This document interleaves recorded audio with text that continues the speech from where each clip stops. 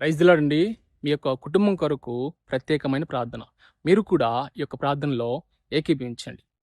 ప్రేమ పరలోకపు తండ్రి యేసయ్య నీకు వందనాలు చెల్లిస్తున్నాం. దేవా వీరిని వీరి కుటుంబాన్ని బట్టి జ్ఞాపకం చేసుకోండి. వీరి కుటుంబంలో ఉన్న ప్రభా గందరగోళ పరిస్థితులను ప్రభా సరిచేయమడుగుతున్నాం ప్రభా. అయ్యా వీరు ఒకవేళ ప్రభానైనా ఏ విషయంలో అయితే బాధపడుతున్నారో, ఏ విషయంలో అయితే ప్రభానైనా ఒత్తిడికి గురవుతున్నారో, అయ్యా దాంట్లో వీరికి శాంతి సమాధానం అనుగ్రహించమడుగుతున్నాం ప్రభా.